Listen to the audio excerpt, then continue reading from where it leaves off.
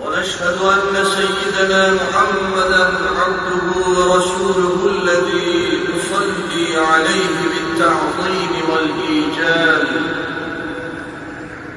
اللهم صل وسلم وبارك على سيدنا محمد سيد الأنبياء وعلى آله وأصحابه المعرضين عن ثوائب الغياب.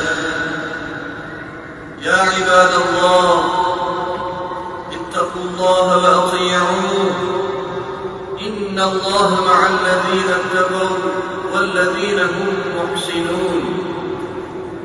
قال الله تعالى في محكم كتابه الكريم: أعوذ بالله من الشيطان الرجيم، بسم الله الرحمن الرحيم.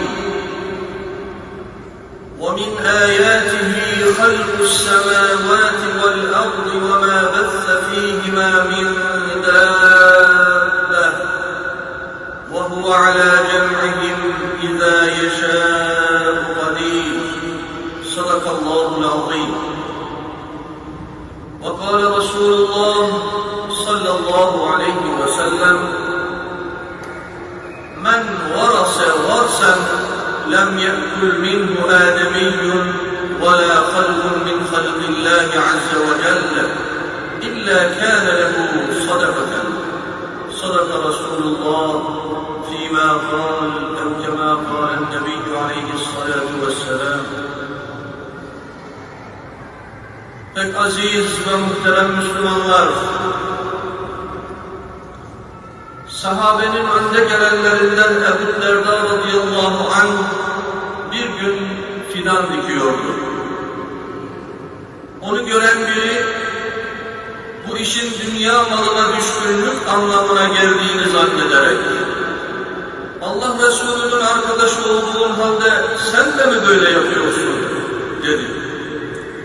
Bunun üzerine Ebu Derda radıyallahu anh Peygamber Efendimiz sallallahu aleyhi ve sellemin şu hadisi şerifini ona hatırlattı.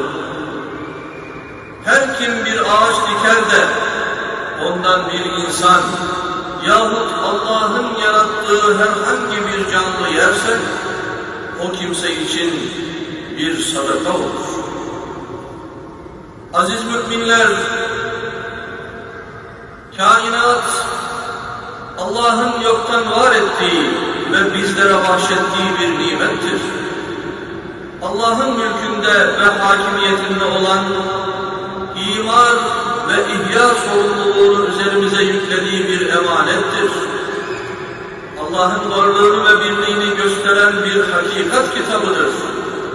Nitekim Rabbimiz bu gerçeği Kur'an-ı Kerim'de şöyle haber vermektedir: gökleri, yeri ve bu ikisi içinde yaydığı canlıları yaratması Allah'ın varlığının delillerindendir. Cenab-ı Hak hassas bir denge ve düzen ile yarattığı kainatın kendisinin eseri olduğunu bizlere öğretmektedir. Hayat bulduğumuz bu alemi ve içindekileri yaratan, yaşatanın ve yönetenin kendisi olduğunu hatırlatmaktadır.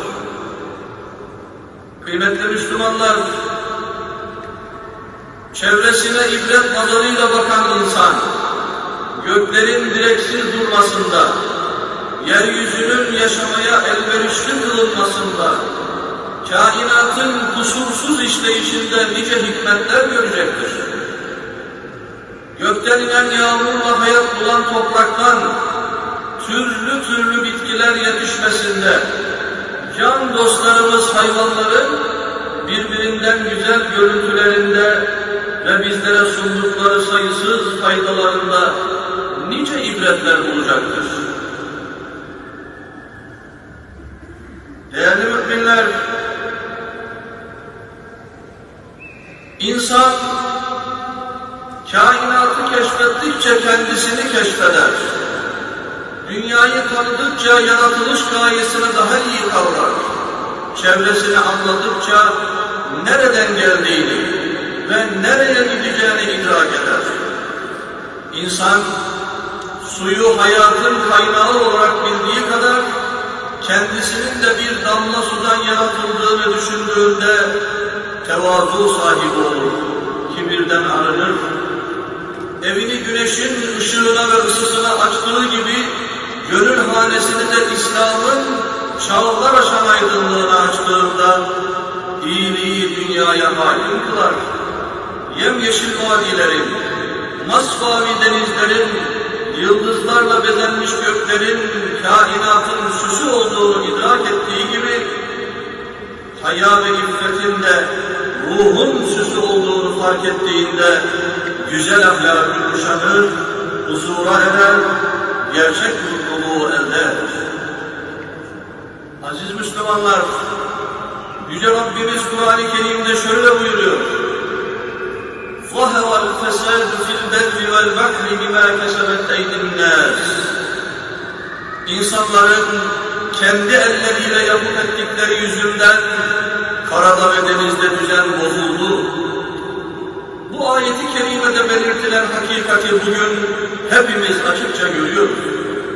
Günümüzde yaşanan çevre felaketleri, sorumluluklarımızı ihmal etmemizden kaynaklanıyor.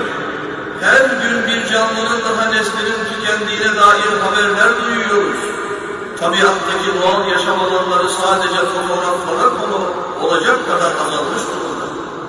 İhmal ve kusurlarımızdan dolayı ormanlar kaybolmaya, topraklar çölleşmeye, su kaynakları yok olmaya başladı. Oysa ki çevremizde yer alan her varlık Allah katında değerlidir ve kendi lisan-ı haliyle Allah'ı zikretmektedir. Yüce Rabbimiz bu hususu şöyle haber vermektedir: تُسَبِّحُ لَهُ السَّمَاوَاتُ السَّبْعُ وَالْأَرْضُ وَمَنْ فِيهِنْ Yedi gök, yer ve bunların içinde bulunanlar Allah'ı tesbih ederler. Öyleyse kıymetli müminler, yaratılan her varlığa yaratandan ötürü değer verelim. Kainat kitabını hikmet, tefekkür ve ibretle okuyalım. Kaynaklarımızı ölçülü kullanalım, israf etmeyelim. Yüce Allah'ın aleme koyduğu hassas dengeyi gözetelim ve koruyalım. Çevremize karşı sorumluluğumuzu ibadet şuuruyla yerine getirelim. Kainatın yegane sahibinin Rabbimiz olduğunu, bizim ise emanetçi olduğumuzu aklımızdan çıkarmayalım. Unutmayalım ki çevremiz atalarımızdan bize bir miras, bizim de çocuklarımıza bırakacağımız, bizim de çocuklarımıza bırakacağımız eşsiz bir emanettir. ألا إن أحسن الكلام وأبلغ النظام كلام الله الملك العزيز العلام كما قال الله تبارك وتعالى في الكلام وإذا قرئ القرآن فاستمعوا له وأنصتوا لعلكم ترحمون أعوذ بالله من الشيطان الرجيم بسم الله الرحمن الرحيم إن الدين عند الله الإسلام صدق الله العظيم.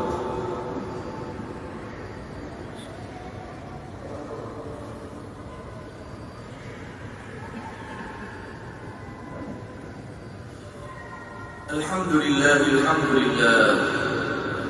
الحمد لله حمد الكاملين كما أمر وأشهد أن لا إله إلا الله وحده لا شريك له إقرارا بربوبيته وإرغاما لمن جحد وكفر وأشهد أن محمدا عبده ورسوله سيد البشر اتصلت عين بنظر وسمعت أذن بخبر عباد الله اتقوا الله فيما أمر وانتهوا عما نهى عنه وزجر واعلموا أنكم بين يدي الله مرفوعون وبأعمالكم محاسبون وعلى رب العزة ستعرضون فسيعلم الذين ظلموا أي منقلب ينقلبون واعلموا أن الله تعالى صلى على نبيه قريبا وأمر بذلك إرشادا وتعليما فقال تعالى ولم يزل قائلا عليما إن الله وملائكته يصلون على النبي يا أيها الذين آمنوا صلوا عليه وسلموا تسليما اللهم صل وسلم وبارك على سيدنا محمد وعلى آل سيدنا محمد كما صليت وبارك على إبراهيم وعلى آل إبراهيم إنك حميد مجيد اللهم وارض عن الرعاة الخلفاء سيدنا ابي بكر وعمر وعثمان وعلي وبقيه الاشرة المبشرة وال بيت المصطفى وعن الانصار والمهاجرين والتابعين الى يوم الجزاء. اللهم اغفر للمؤمنين والمؤمنات والمسلمين والمسلمات الاحياء والاموات انك قريب مجيب الدعوات. اللهم İslam'a ve Müslümanlara yardım eyle. Bizleri her türlü semavi, arabi, insani, şeytani, şehvani, bela, musibetlerden hifz-ı himaye eyle. Milletimizi, memleketimizi payidar eyle. Ezanımızı, bayrağımızı, dini mübini İslam'ı daima yücelt ya Rabbi. Her türlü zorluk içerisinde bulunan mümin kardeşlerimizi de iflah eyle. Bizlere lütfundan, kereminden, İnamından, ikramından bizlere ihsan eyle ya Rabbi. Dünya ve ahiret güzelliklerini en güzelleriyle bizlere ihsan eyle. Cehennem azabından cümlemizi koru. Ya Rabbi şüphesiz lütfeden, ikram edenlerin en yücesi ve büyüğü sensin ya Rabbi. Euzubillahimineşşeytanirracim. Bismillahirrahmanirrahim. إن الله يأمر بالعدل والإحسان وإيتاء ذي القربى وينهى عن الفحشاء والمنكر والبغي يعظكم لعلكم تذكرون. Ey Allah'ın kulları! Allah adaletli olmayı, iyilik yapmayı, yaptığımız işi iyi yapmayı, çevremizi koruyup gözetmemizi emrediyor. Her türlü çirkinliği, fenalığı, edepsizliği, hayasızlığı da yasaklıyor. O düşünüp tutasınız diye sizlere, bizlere böylece öğüt veriyor.